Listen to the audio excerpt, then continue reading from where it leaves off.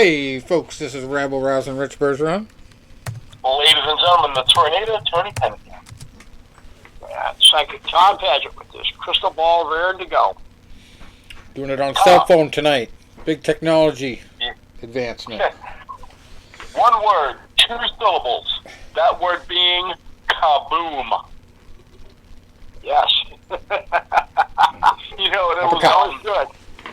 You know, it was fun. You was like, I totally forgot that it was a 2 p.m. card.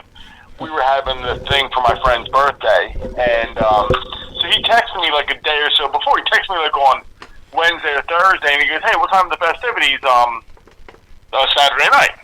I said, "Yeah, I figure I'll run out." Because I was watching the dog during the afternoon, my friend's dog. And I was like, "Hey, figure dog will leave around 4. I'll go get the pizzas, and then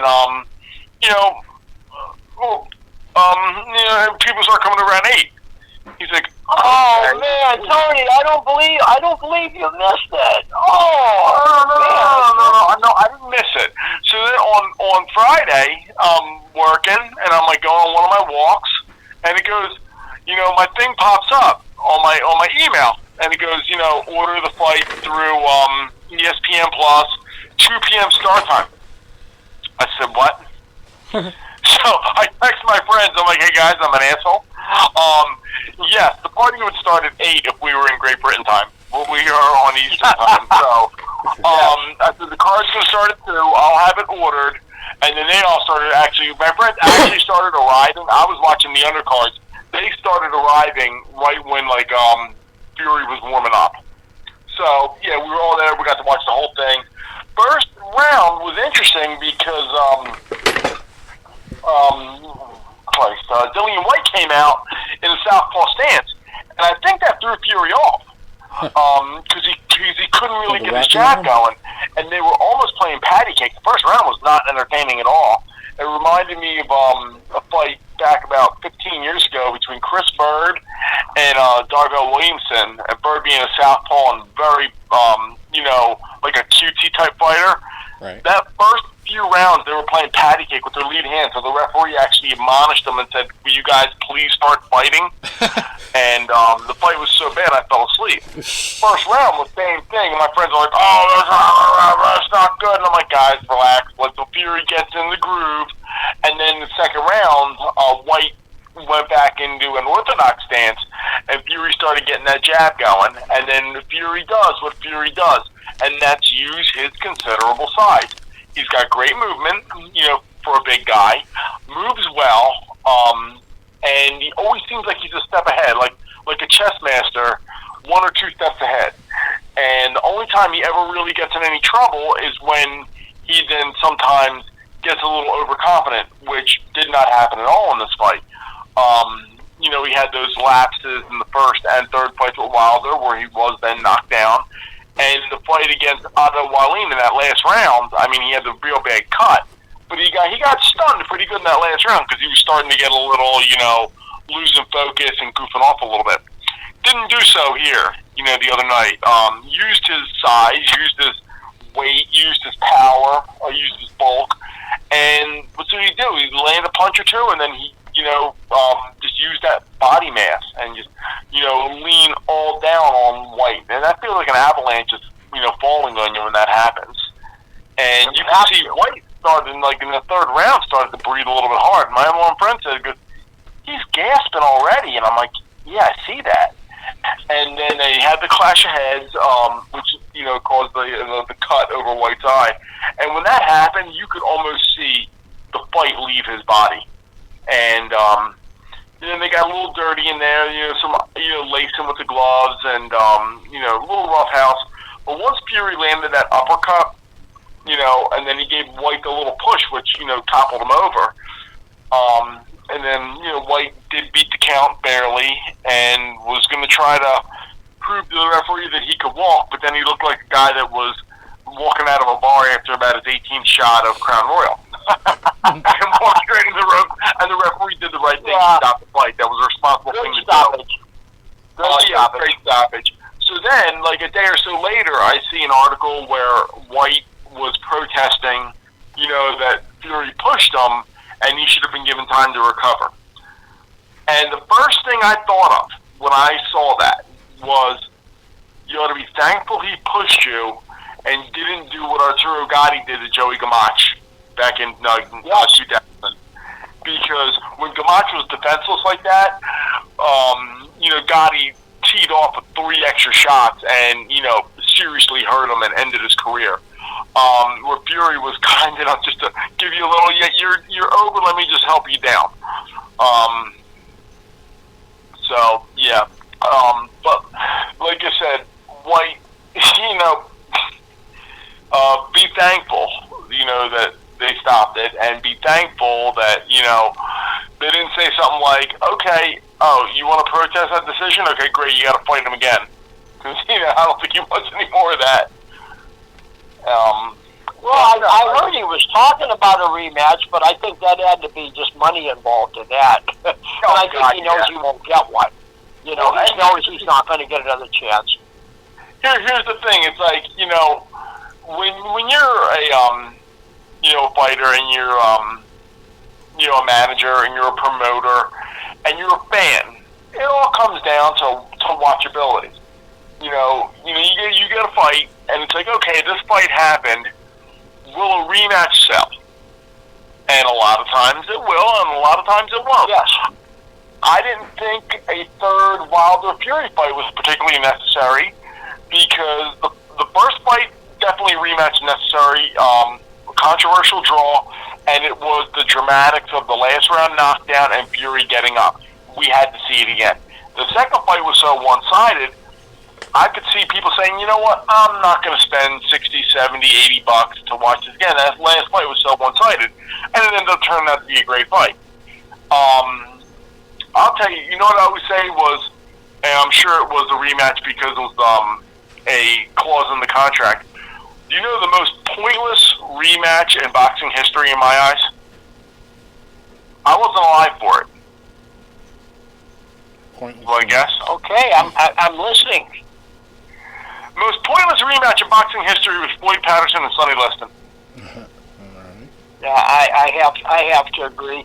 Even though Floyd had been a long-time champion,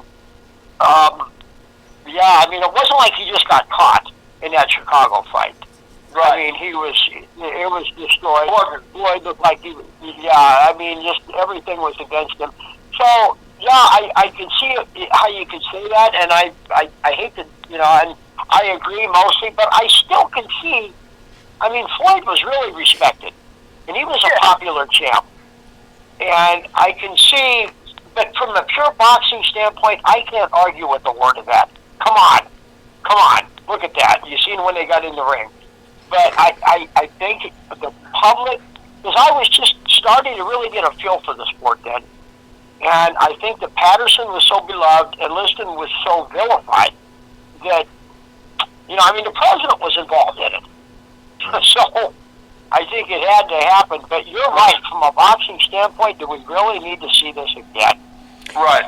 And the latest is, 4 seconds longer the second time? Yeah, 2 minutes and 10 seconds.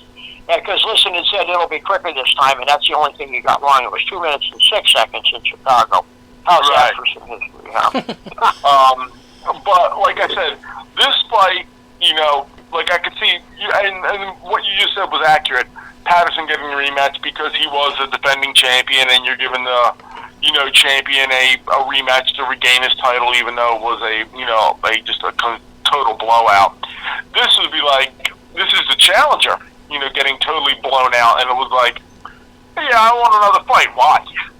What did you do in those 6 rounds to determine that you? I need another $7 million payday. Come on. Yeah, the guy that fought, the guy that beefed with Mike Tyson on the plane the other day wants a rematch too. Yeah. I was thinking about it the one day. You know how rare it is that when there's a successful title defense, that there's a rematch? Right.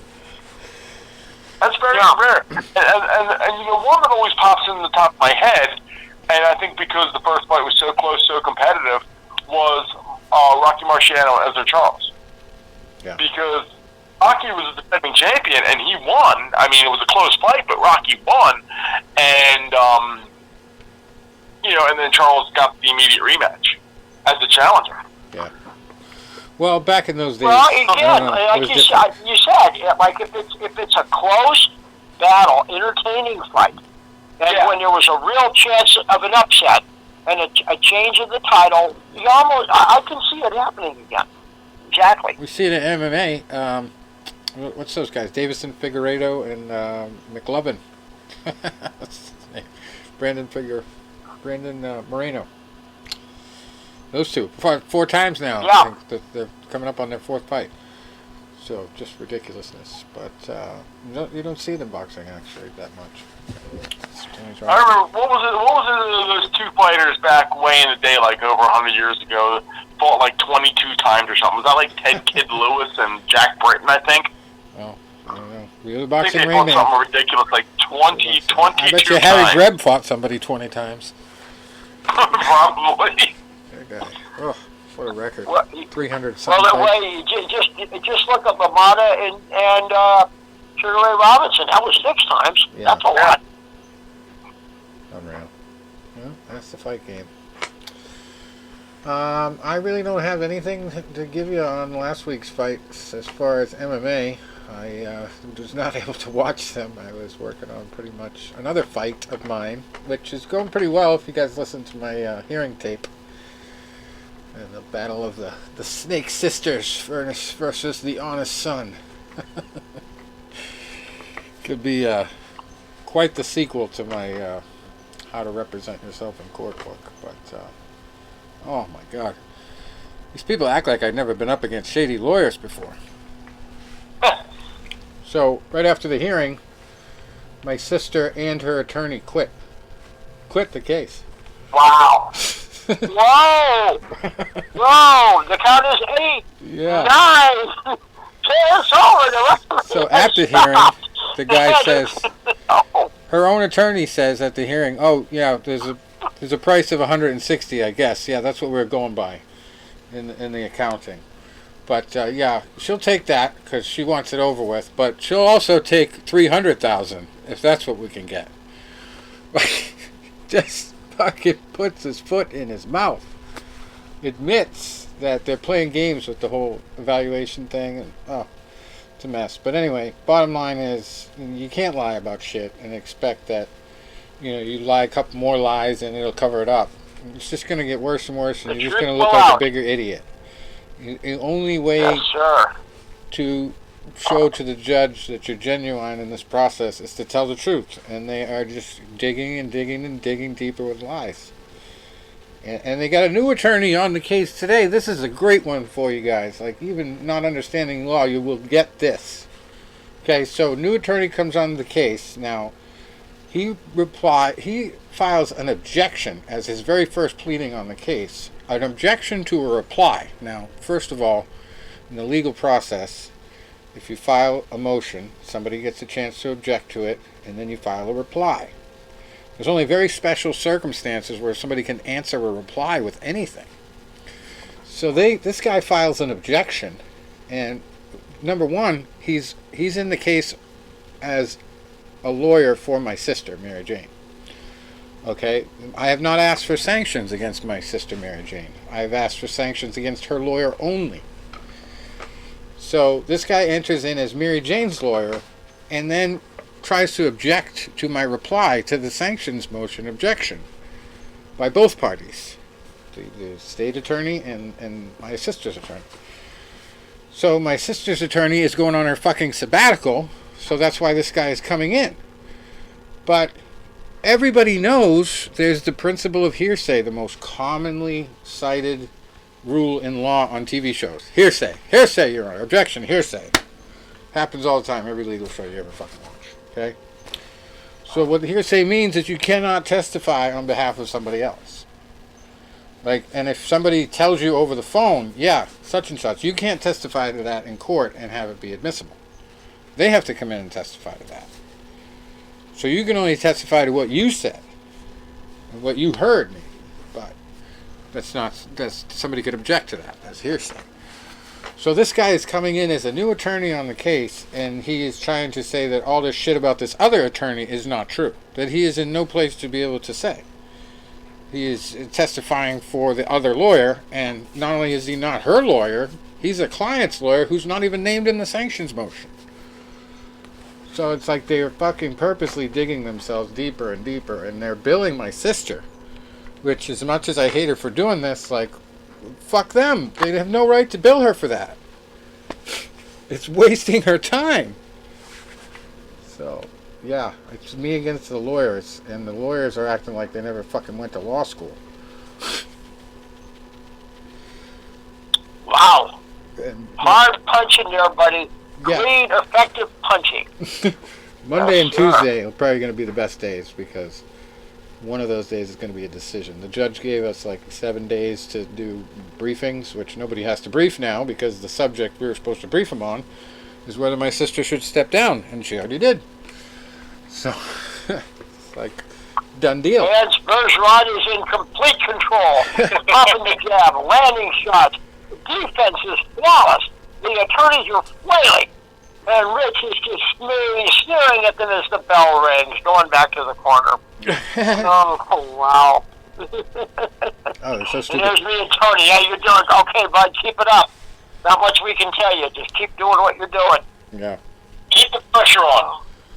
Well, that's the thing. Just keep it up. They're complaining about the amount of on the show. paperwork I'm filing. Like, like I have no right to defend myself. And it's just like, fuck you. Like, I have to answer your bullshit when you've put it on the record. And it's like, if you never even filed the sales motion, I would never have to do any of this. So, fuck you. Like, I'm saying like a million legal fuck yous in the paperwork. And the interesting thing is, I just found out the other day how you can actually see when they opened it. So the latest thing I filed, the big reply motion, which was 20 pages long, had all kinds of law in it and all kinds of good shit and great evidence. And I went onto the site to file everything, and I noticed there was like a little tab where you can see when they opened it.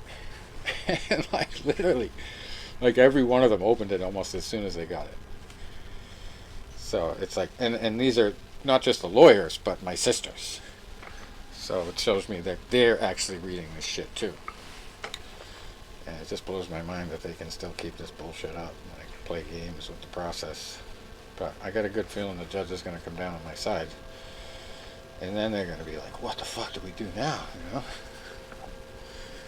Ridiculous, because I filed a motion to become the administrator and the administrator's counsel all at once, which would cost the estate nothing.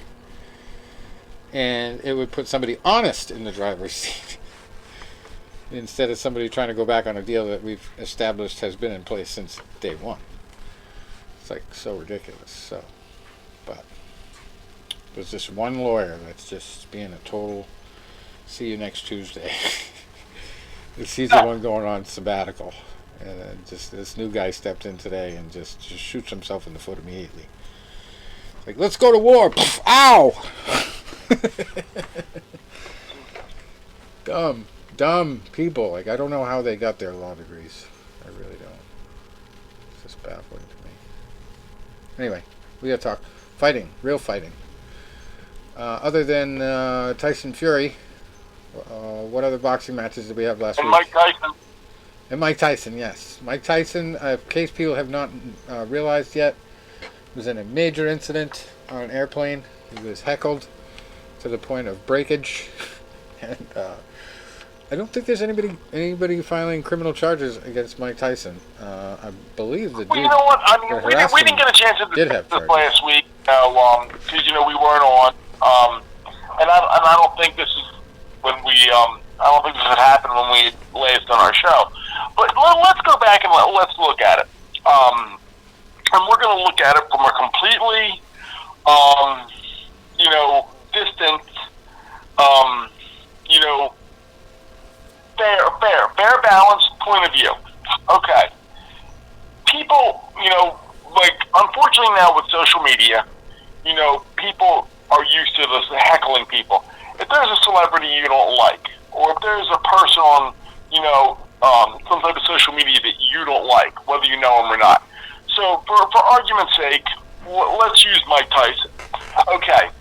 I can't stand Mike Tyson, right? So Mike Tyson's out there tweeting, and Mike Tyson's out there posting on Instagram, and I comment on every single thing he does. You're a piece of shit. You're a rapist. You bit a man's ear off. You're not good. You were a weak heavyweight champion. You fought in a weak era. You didn't beat anybody. And I'm just heckling Mike Tyson because this is in cyberspace. I'm basically saying this to nobody.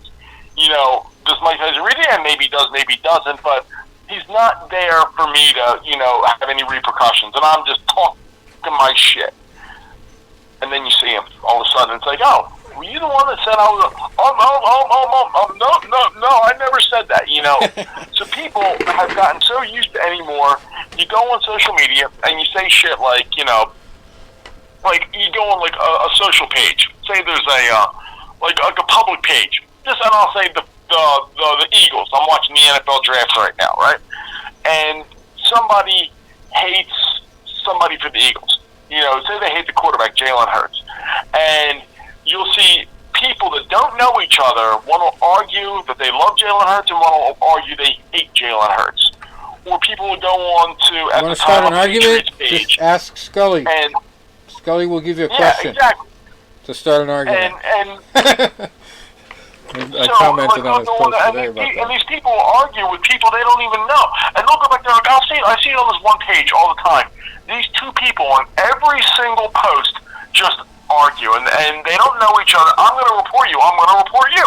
I got a better idea. I'll referee. You two get in there and you fight it out. Here we go. Well, that's problem solved. Because that's what you don't have anymore. So people are so used to doing what they want, saying what they want, and no repercussions. So this kid was obviously drunk, obviously obnoxious. Sees Mike Tyson. Hey, can we get a selfie? Okay, sure. Hey, get a selfie. Now he's on the plane, and he's finally Mike had enough. Popped him a couple times. Now, most people... Gotta love that face he made afterwards. Yeah. That was the best. Yeah, most people, you have, they're on a plane, or they're in, like, a public place, and it's like, okay... you're in a public place and somebody's heckling you. Security, flight attendant, this person's bothering me. Okay, fine.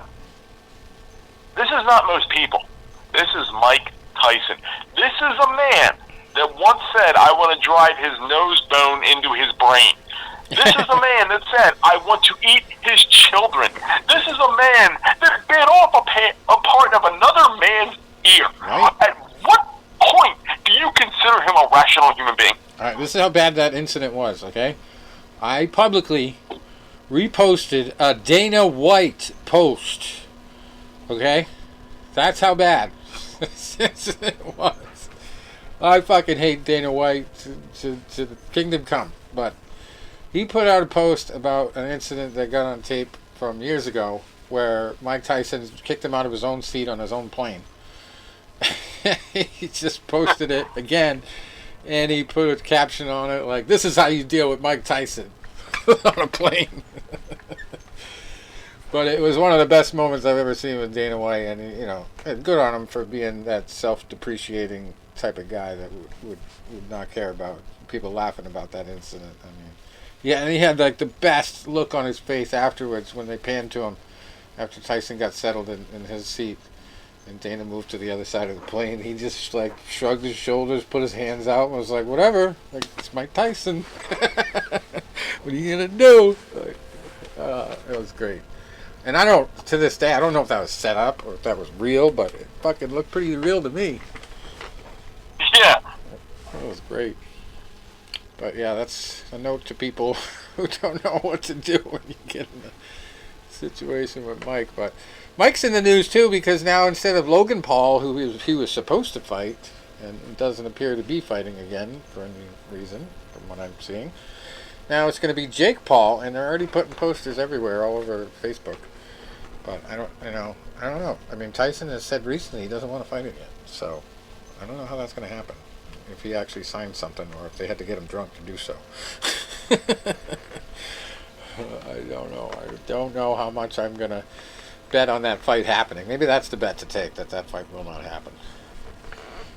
What do you think, Tom? Psychic. What's your psychic crystal ball tell you?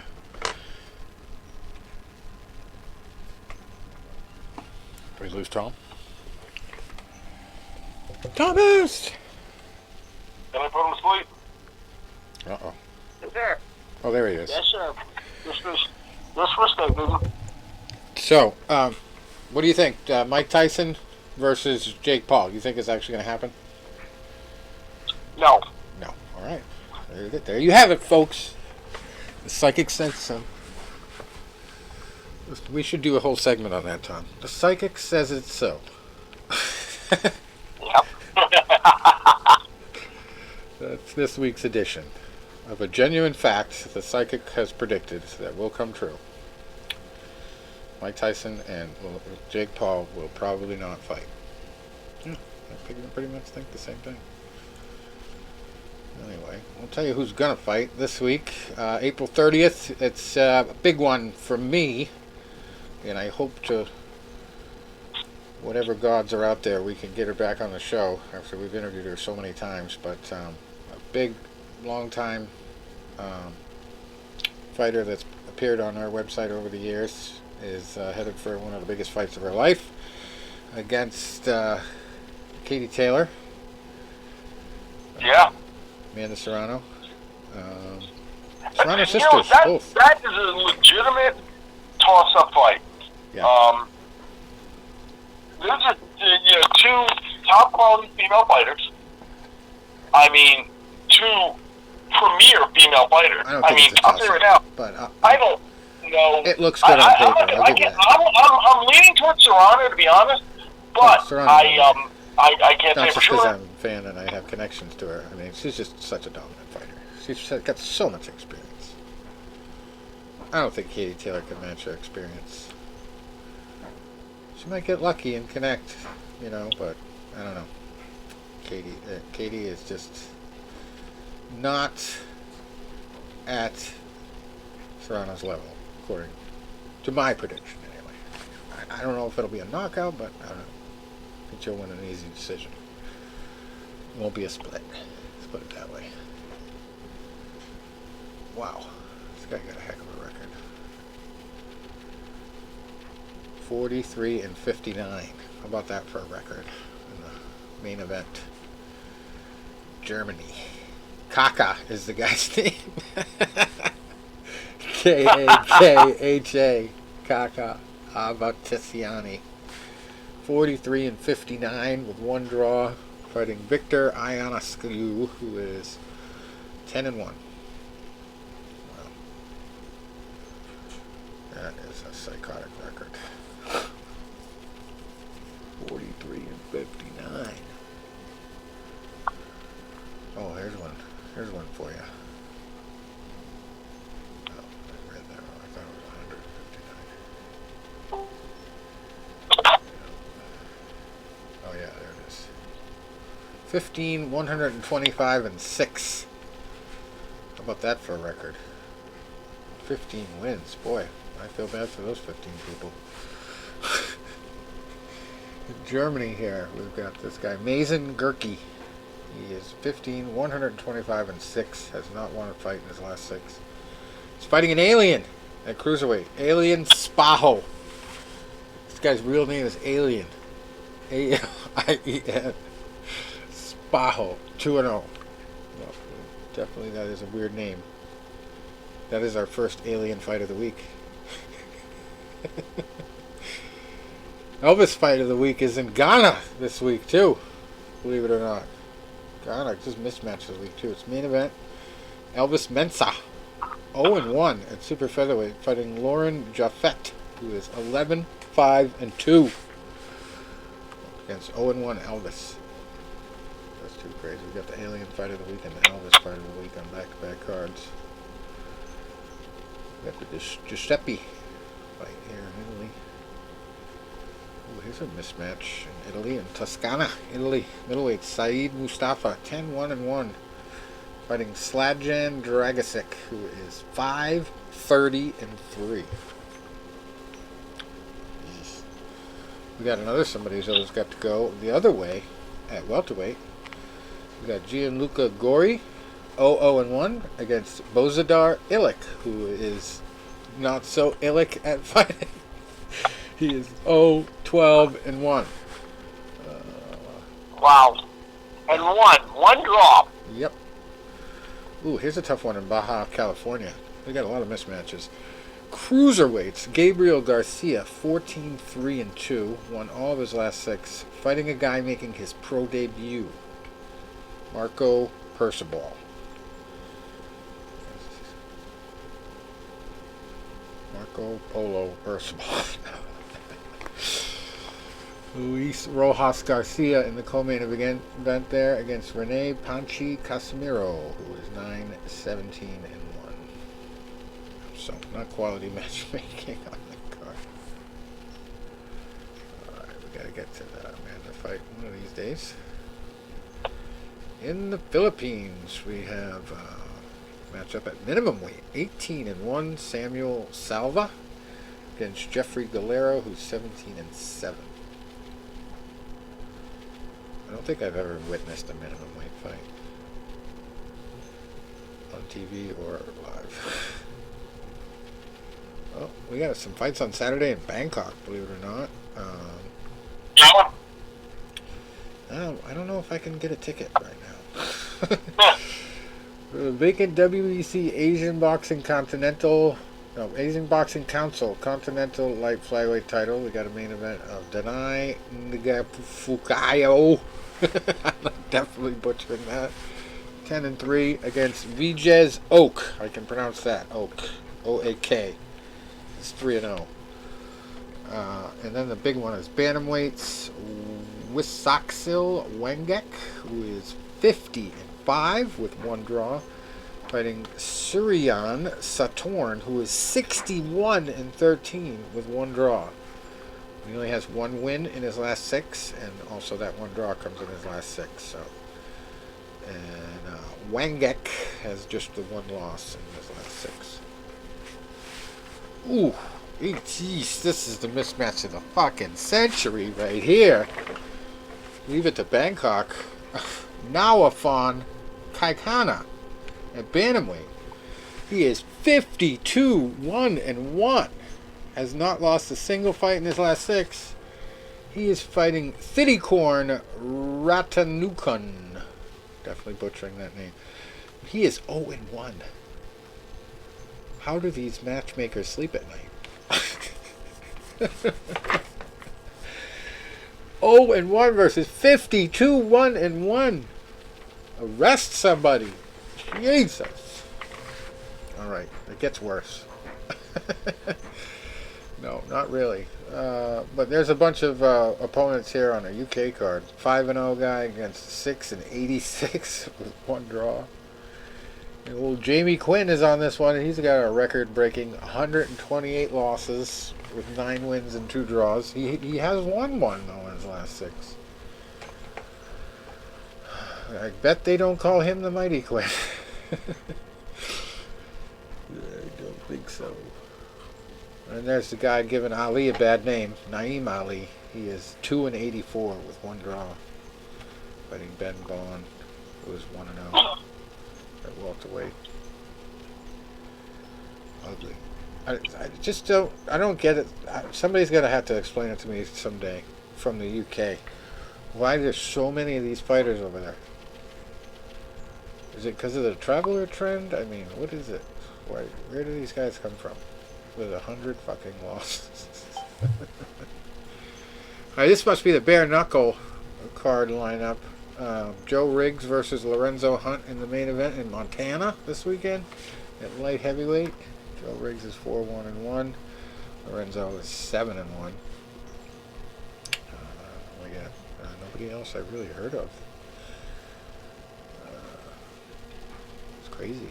Usually there's an MMA fighter or something I'll recognize. I don't see anything else I really recognize. That's the big one. Alright, and we go to ESPN Plus's card on Saturday. We have Oscar Valdez versus Shakur Stevenson. This is somebody's always got to go for real. Good way. WBC World Super Featherweight title and the WBO World Super Featherweight title. Valdez, she's 30 fights, no losses. That's tough. 17-0, Shakur Stevenson. I don't know who's been fighting longer, but I feel like Shakur just fights like once a year, if that. And maybe Valdez just has been more active over the same amount of time. I don't know. I don't know enough about either guy. And, I don't know. I'm not a big fan of the super featherweights. Not that they're bad fighters, but, you know, you ask any boxing fan, name their favorite super featherweight. I'm going to be like, oh, this guy. No. So anyway, what do you guys think about that one? Got any predictions? Well, you know what the one I was really disappointed on is oh my God, why am I drawing blanks tonight? Too many concussions. Virgil Ortiz. You know, he had Virgil had a recent medical issue and had to pull out of the fight. They said he was losing a lot of weight and everything, and you know, Virgil Ortiz is one of those good young fighters that's, you know, really exciting to watch. And, you know, him not being able to compete this weekend has been kind of a downer. You know, that's what I was really looking forward to seeing more than anybody. What do you think about Valdez Stevenson? Who's always going to go? Hard to go against Stevenson right now. Yeah. All right. It really is. You know. I'm going to go with the Exxon Valdez. Just to play devil's advocate there. Valdez. I'm going to go with Oscar. Oscar, not De La Hoya. Valdez. I just like that 30 number. 17 doesn't sound as good to me. But 17, you know, guys, I'll tell you. You look at all the big Powerball jackpots and everything like that, it seems like there's always a 17 in there. You ever notice that with the lottery? So, yeah, I don't know. I mean, I haven't really watched a lot of these guys. I've seen Shakur Stevenson comes across my desk a lot because, you know, he's on the website a lot. But, yeah, I'd have to do my, like, real deep analysis. But gut feeling says Valdez. More fights, more wins. I think he's going to win it. But I could be wrong. Rain Man could get me on this one. Alright, co-main event. Also super featherweights. Andres Cortez, 16-0, fighting Alexis Del Bosque, who is 18-5-1. And we got lightweight battle, pretty interesting. Raymond Muratalla, 13-0 against Jeremy Hill, who's 16-2. And then here we go, the big DAZN card from Madison Square Garden. Jesse Vargas is in the main event at super welterweight, 29-3-2 against Liam Smith, who is 33-2, 30 wins, 3 losses, no, 1 drop, not 2. And he's lost 2 of his last 6. So has Jesse, but he's also had 2 draws in the middle of his last 6. Both of the 2 draws that he has. So it's obviously kind of a mixed reaction, mixed bag in his past few fights there. But, you know, Liam Smith could be, as you know, having just as much difficulty. He's got 2 of his 3 losses in his last 6. So this is a very good matchup on paper. Don't know who to pick there. I like Jesse. I've followed his career. I like Smith too. He's a tough bass. You know, I've seen some wars with him. So this could be the fight of the night. You know, it's the main event, so why not? But the co-main event might steal the show because it's Katie Taylor, 20-0, against Amanda Serrano, who has double the wins and obviously twice as many fights. 42-1-1. This one's for quite a few titles. WBC World Female Lightweight title, the World Boxing Association World Female Lightweight title, the IBF World Female Lightweight title, and the WBO World Female Lightweight title. And then we got another, somebody's always got to go fight at middleweight, 10-0, Austin Williams against Cordell Booker, who's also 17-0 for the vacant WBA Continental America's middleweight title.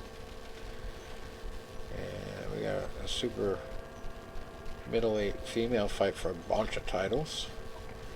Franchon Cruz Dezern, 7-1, fighting Ellen Cederus, who is 8-0.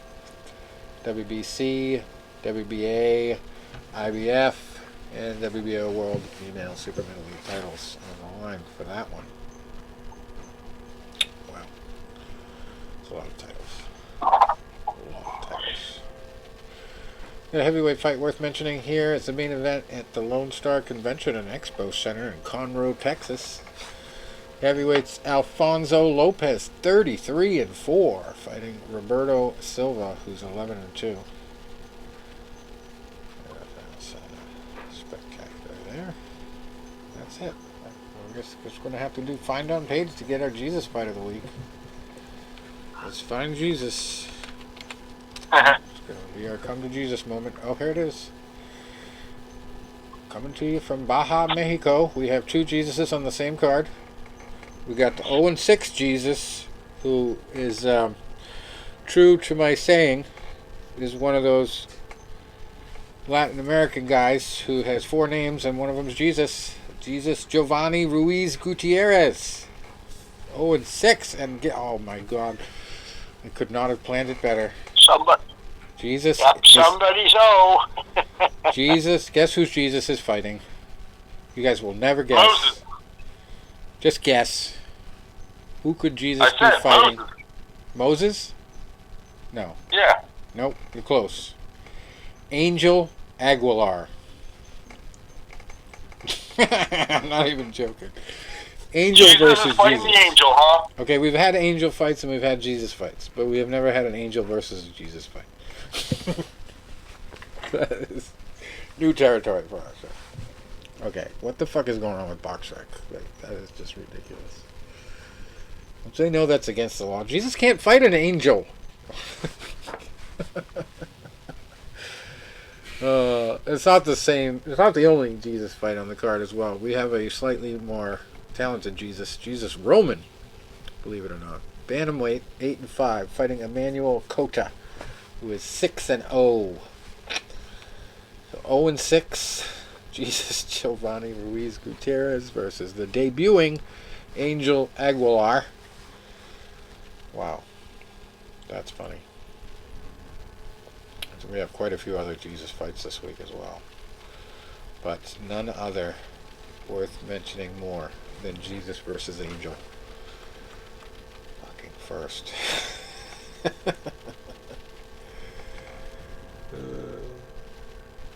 None other. That's it. Alright, so we go to MMA. We had UFC on ESPN 35. No, we didn't have that. It's coming up this weekend. Whatever happened last week, yeah, it's a blur. I didn't even do lineups or anything. I was on some other missions. So we'll just put that in the rearview mirror. There wasn't really a lot of people watching as far as I saw on social media. Anyway, it was not one of their bigger cards. We've got Rob Font against Marlon Vera this weekend. Tomorrow, 19-5 is Rob Font, and Vera is 18-7-1. And both of these guys can fight. It's going to be at a catch weight of 139 pounds for whatever reason. Co-main event is going to be a nice heavyweight battle between Jake Collier, 13-6, and Andrei Arlovsky, who's 33-20. And I'd like to see a little step up from Arlovsky for this one because he really kind of just mailed it in those last fight, I believe. He just kind of cruised, just barely got the win. So I really hope he does a little bit better this time out. Tries to go for the knockout. He just seems like he's so relaxed in there. Like every time he fights, it's a sparring session right now. You know, I don't know if that's experience or just his age or what it is, but yeah, I don't like that. Especially when I put a lineup in thinking that he's gonna get the knockout. He's capable. Don't get me wrong. It's just he just seems to just be happy being on cruise control, jabbing his way to victory. And, you know, MMA fights. We don't want to see that. You know, go do some bare knuckle if you want to do that. I don't know. I just would rather see a little bit more fury out of him, which I know he's capable of. You know, everybody who's watched his career knows he's capable of it. So that's what I want to see.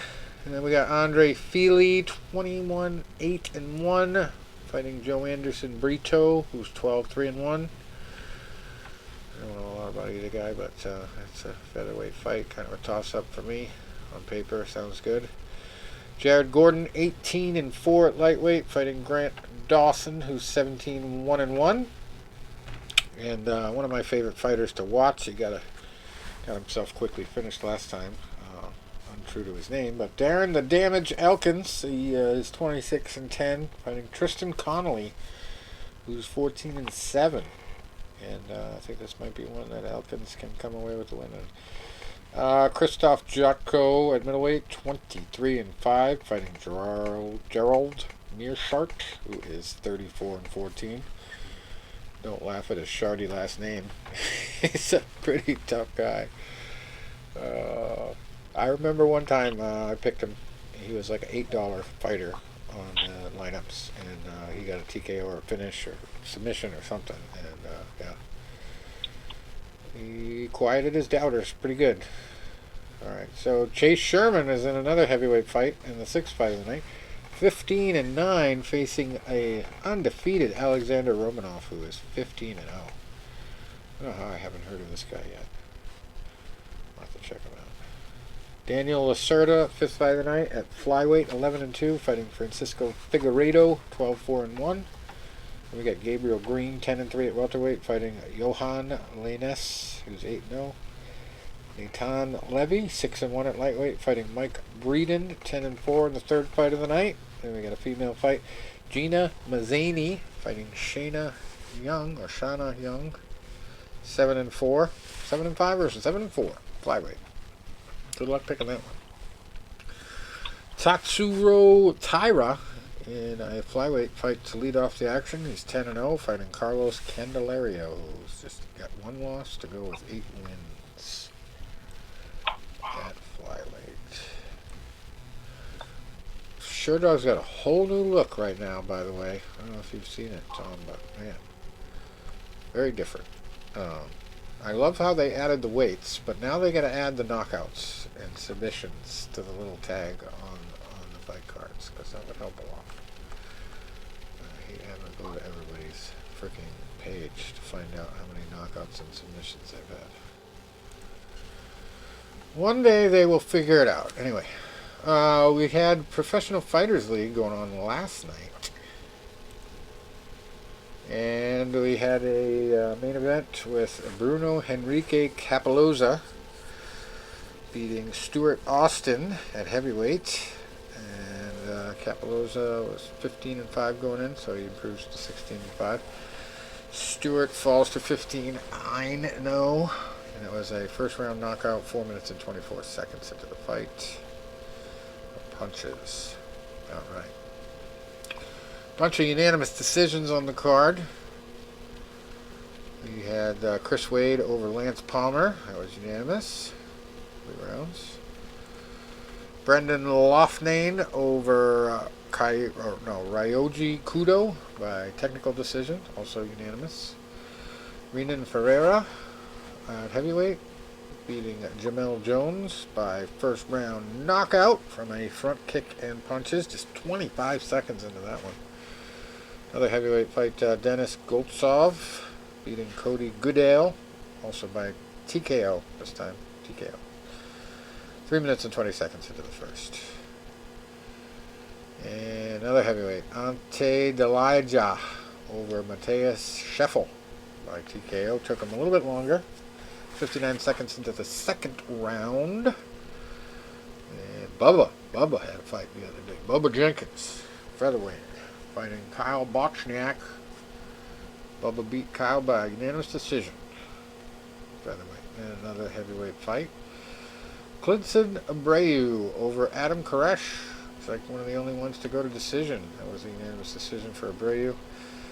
And Shaman Moraes. It's been around a while. He beat Boston Salmon by unanimous decision. Gotta be the worst name for a fighter. Boston Salmon. Alejandro Flores Garcia in the first fight of the night beat Saba Balagi by unanimous decision there. So that Sure, PFL. It's not getting as much buzz as it did last year, this whole PFL series, unfortunately. We just don't have enough big names. But I did see, what's his name there? The boxing guy there. Drawing a blank. What the heck is his name? Cody, I want to say. Not Cody. Who I'm thinking about. But, it's driving me nuts now. PFL fighter. He does both MMA and boxing. Total blank. But he's doing pretty good this year. Surprised a lot of people with his boxing. Anyway, I think that's about it for us. I have unfortunately not been able to post a lot of stuff on Fight News Unlimited, but I'm hoping that will change this weekend when I get some time to separate myself from the court case, and I'll start to post some news up there, new stuff, and we will see about booking some guests. Maybe Amanda Serrano. Waiting for the good time. So maybe when she beats the brakes off Katie Taylor, she probably won't be our first interview off of that, but maybe next month. Who knows? We'll put some feelers out, see what happens. I've been talking about doing that interview forever. It's not like I haven't done it 7 times already, right? I mean, last time we had her on, I believe, was something to do with Ronda Rousey. Ronda Rousey was talking trash about female fighters or something like that, and Amanda challenged her to a fight. Remember that one, Tony? Yeah. I do. Yeah. Yes, now that you're bringing it, yeah. And that had to be, how long ago was that? Shit. Don't make me feel old. I know. Ronda's been out for about 4 years. Yeah, it was probably like between 4 and 5 years ago, I want to say. I was talking to someone the other day about, how time flies and everything. Rich, you ready for this? Yeah. You and I have been doing this together for 14 years now? Yeah, that's crazy when I think about it. And Tom has been with us for 10, at least. Yeah, it'll be 10 this year. Yeah. Because it was the first event Brent had. Someone was asking me about that today, and I said, well, I covered it, and Brent says, shoot it out and get us published somewhere. So then Rich answers back and said, would you consider coming on as our co-host?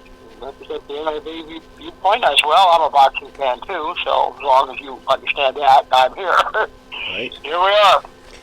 It was easier than trying to convert Tony into an MMA fan. It was funny, Tom. Like I got started doing this with Rich because just by chance back in late 2006 maybe, Iceman Scully shared an article that Rich wrote about him, and I was like, Rich Bergeron, know that name? I think I was supposed to fight him. And then I was like, I think did he get a BMI and fought, in the Nationals that year? Because I scouted, obviously, everybody in my weight class. And then I was like, and also, when I fought Michael Jordan at that Blockhaven show, Rich was one of the names they had brought up as a potential opponent, So they pretty much told me, like, you're not going to know you're not going to know the person you're fighting because we're bringing somebody from the outside in, someone you have no scouting on. I think they were doing that. They kind of fuck with me a little bit. You can't even interview Michael Jordan now. It's probably a matter of national security. Yeah, right. It's a pretty big deal right now in the military. So John Scully sent this article, and I was like, I think I fought him, or I was going to fight him. And then a few hours later, I get an email from Rich. You were going to fight me? I said, you went to VMI, right? Yeah. 1998, right? Yeah. You went to Nationals 95? Yeah. You fought Michael Jordan, Back in right? the MySpace days. Yeah. remember he had the most. And I was like, yeah. And then I was like, yeah, I fought the real tall guy, and and then we started bullshit. And then he's like, we started talking more and more, and he's like, oh, I see you got a journalism background. And on MySpace, I'm like, yeah. Hey, you ever want to write some articles for us? I'm like, yeah, I'll cover some fights. I go to fight cards all the time. Yeah, I'll cover some fights, and I would go to a fight and I'd write it up. And then, hey, the first fight that I ever did a big preview on was De La Hoya Mayweather. Yeah. And I wrote the De La Hoya Mayweather preview, and and then it was a few months. I'll never forget that awful background you had on MySpace. I think it was like all red. Yeah. And then they were doing the boxing versus MMA debates, and back in the day, you could Scully see and your own Ken shit on Shamrock. They had MySpace. Matt Yanofsky and some guy, and Matt was all fired up and yelling at him and shit. And then they're like, yeah. and it was by different, it was people that were in their respective sports in different ways. You had Ken Shamrock and John Scully that were both world-class competitors in their respective sports. And Scully has changed. And then you had Yanofsky and this other guy that Changed his were whole more of the perspective journalists. since then on women in had, combat sports. and I forget the guy that I debated on you had me more as like a boxer and a trainer as opposed to whatever this other guy was. And I remember you saying to me before the show, you're like, Yanofsky was pretty brutal. Like, can you be a little bit more professional than he was? I'm like, yeah. Yeah. We so have to guy, get Scully on, too. I went up against, he really didn't say We much gotta get Scully at all. on, and we gotta do the prank with Tom. We gotta like go and fucking like get all these little details that he wouldn't know that we know about him and freak him out, because I don't think he believes in psychics. He's one of those guys that will question everything. So like we could get him. I can believe that. I've been watching his page for over 10 years now. Yeah. So yeah, we could get him. Oh, funny. But yeah, Scully just got back on, and he's trying to get himself kicked off Facebook. And now he's like, I wish Elon Musk would buy Facebook. And he's like, if that happens, put up a post about that. I'm gonna blast Tommy Rayon. Tom, have you ever obviously you know John Scully? His buddy that him and they bicker on Facebook like husband and wife. It's actually hilarious. Have you ever seen this guy, Tommy Rayon? We had him on a couple times. Okay, I want you to look him up. You'll see him on Google because he was a pro fighter. Scully busts his balls so bad because this guy is the spitting image of Lee Harvey Oswald. Oh yeah. Wow. And nobody said that. Like, so Scully will post something and Rayon will comment on it, like, oh, Lee Harvey, here you are again. Lee Harvey Rayon. And it's like, and the funny thing is, they have a great rapport and they're busting balls, but Facebook, oh my God, you're bullying somebody. No, you're not. Like, if I go in there to a complete stranger that I don't know and I say, like, hey, you know what, I don't like your political views, or I don't like, the fact that you're a Dallas Cowboys fan, or I don't like whatever, you should go kill yourself, or whatever. You're right, that's harassment, that's bullying, that's bullshit. But, like, if I have a friend of mine, like, I got in trouble one time on Facebook because a buddy of mine, who I've known since he was a kid, he put something out there, and I said, you know what, when you go to the pool, I'll drown you in 2 seconds. You're threatening to kill somebody. No, I'm not. In fact, if you would see what I do to him in person, every time I see him, I beat the shit out of him. Yeah, that's just really crazy. But Scully's like, yeah, I hope Elon Musk follows Facebook. I'll be blasting Rayon. He won't even know what hit him. The funniest part is when they talk about their sparring sessions that they've had in the past, and Scully, I think, always was a little bit better than Rayon, and Rayon will always come back with, yeah, but he was fat, that's why, eat another cheeseburger. The funniest thing was, at the old Blue Horizon, and in fact, I think I covered this fight card, because, when I would go to the fights, my dad and I would always go, and what I would ask, because at the time, cell phones didn't have cameras, and if they did, they were them little flip phone shitty cameras. They weren't very good. So if you wanted to get good fights at a card, you'd have to actually bring like a digital camera. And a lot of places were not letting you bring cameras in. So say, listen, I'll pay for my ticket, but I want a press pass so I can bring camera in to get some photos for the article. And they would usually be cool enough and let me do it. So I'm at this fight card. I'm sitting in the balcony of the Blue Horizon. And I'm sitting with, they must have been maybe Temple University students or maybe a little bit older, like in their maybe 30s, but they were still young, and I was probably around 31, 32, so I was pretty young. And there was two girls and two guys, and the girls were drunk, and Tommy Raines from New York, so they automatically assumed that he was a Giant and a Mets and, Rangers fan, so now they hate him, right? Fuck you, New York! Go back to New York, you Yankee bastard! And these girls are like pissed off. And in the blue, you're literally on top of the ring. And like almost you could high-five the guys in the ring. And they're heckling this guy, and you can see he's looking up there. And I'm like, he's probably thinking I'm with them.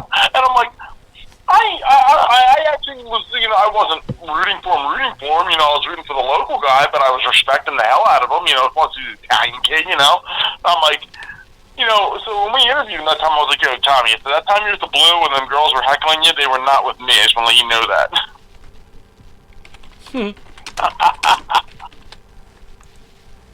Here's another one. And Tom, you may be familiar with this guy we interviewed. I mean, you might have even been our co-host when we did. I think you were. He does a lot with the MMA. Jesus. Girlfriend trying to call me. I'm not recalling, so I don't know if I was co-host of that one. Okay. It didn't ring a bell. Funny thing is, when we had Mike Cisnelevich on the show, and this was probably a good decade ago, I said to him, I understand you're a Lock Haven guy. He said, yeah, I am. I said, and I understand you were a wrestler for Lock Haven. Yeah, I am. Or I was. I said, yeah. He said, I also heard a rumor that you went out for the Lock Haven boxing team. Yeah, I did. I said, do you remember who recruited you for that team? I don't. I remember him, but I don't remember him. I said, yeah, it was me. And the funny thing was Mike was there when he was a freshman my last semester, so I was kind of I was coaching by that time. And I was walking through campus one day with a Lock Haven boxing t-shirt on, and, hey man, can I talk to you? Yeah, what's up, buddy? Lock Haven boxing. You got a boxing team? Yep. Oh my God. Can anybody sign up? Yep. Mm-hmm. And he came out for the team, but then he also made the wrestling team, and he was doing so good they were going to offer him a scholarship. So then he was like, well, I got to take the scholarship, So he had to choose boxing and wrestling, and he went with the wrestling, and I honestly can't blame him. Yeah. Great athlete, though. Tough kid. I would have loved to have been able to coach him. Yeah. More than I did. Sometimes the other sports get the best boxers. Yeah, this happens. But anyway, we're gonna see. We're gonna see how Frank Gore does going from football to boxing. That's coming up soon. I think in June, late May or June. His first fight as a pro, leaving football behind. And good luck on the rest of the draft there, Tony. Yeah, my team's on the clock right now. All right. Well, we just picked the center in the second round, so I don't know how smart of a pick that was, but we're on the clock in the third round. That's our last pick for the day. All right. So, well, the one linebacker that they were tagged to at getting it like 15 is still on the board. So it's like, are you going to possibly get him at 83? Mm-hmm. Yeah, we'll see. They won't. They'll fuck it up somehow. They'll pick the punter from Alcorn State. There you go. All right. Well, gentlemen, it's been a pleasure, as always. Yes, Enjoy the fight this week. I'm sorry. Thanks for stopping by. All right. Next week. See you guys. Thanks a lot.